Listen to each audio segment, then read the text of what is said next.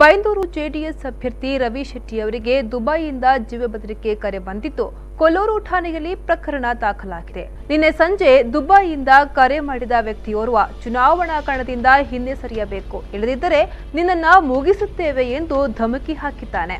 ಈ ಸಂಬಂಧ ರವಿ ಶೆಟ್ಟಿ ಕೊಲ್ಲೂರು ಠಾಣೆಯಲ್ಲಿ ದೂರನ್ನು ದಾಖಲಿಸಿದ್ದಾರೆ।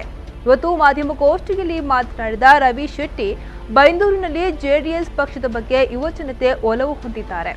ಕಳೆದ ಬಹಳ ದಿನಗಳಿಂದ ಮನೆ ಮನೆಗೆ ಭೇಟಿ ಕೊಟ್ಟು ಮತಯಾಚನೆ ಮಾಡುತ್ತಿದ್ದೇನೆ। ನನ್ನ ಜೊತೆ ನೂರಾರು ಕಾರ್ಯಕರ್ತರು ಮತಯಾಚನೆಗೆ ಬರುತ್ತಿದ್ದಾರೆ।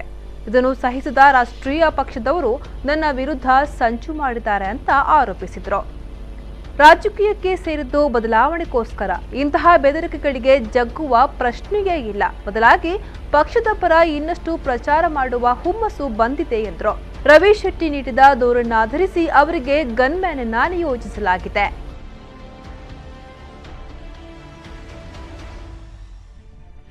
ನಿನ್ನೆ ನಾನು ಪ್ರಚಾರದಲ್ಲಿ ಬೈಂದೂರು ವಿಧಾನಸಭಾ ಕ್ಷೇತ್ರದ ಕೊಲ್ಲೂರು ದೇವಸ್ಥಾನದ ಹತ್ರ ನಾನು ಪ್ರಚಾರದಲ್ಲಿರುವ ಸಂದರ್ಭದಲ್ಲಿ ನಮ್ಮಲ್ಲಿ ಬಹಳಷ್ಟು ಅಭಿಮಾನಿಗಳು ಸೇರಿದ್ರು।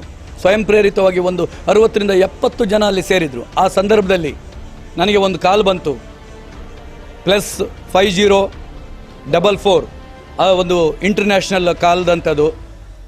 ಆ ಒಂದು ಕಾಲ್ ಬಂದು ಅವರು ತಕ್ಷಣ ಹಿಂದಕ್ಕೆ ಹೋಗು, ಸೈಲೆಂಟ್ ಆಗಿರು, ನೀನು ಸೈಲೆಂಟ್ ಆಗಿರ್ಬೇಕು, ಇಲ್ಲ ಅಂತ ಹೇಳಿದರೆ ನಿನಗೆ ಸರಿ ಇಲ್ಲ। ಇವತ್ತು ನಾನು ಕೂಡ ಅದಕ್ಕೆ ಪ್ರತಿರೋಧವಾಗಿ ನೀನು ಅದೇನು ಮಾಡ್ಕೋ ಅಂತ ಕೂಡ ಹೇಳಿದೆ। ಅದಕ್ಕೆ ಸಂಜೆ ಒಳಗಡೆ ನಾನು ನಿನಗೇನು ಅಂತ ತೋರಿಸ್ತೇನೆ, ನಾನು ಯಾರು ಅಂತ ನಿನಗೆ ತೋರಿಸ್ತೇನೆ ಅನ್ನೋ ಒಂದು ಬೆದರಿಕೆ ಕರೆಯನ್ನು ಹಾಕಿದ್ದಾರೆ।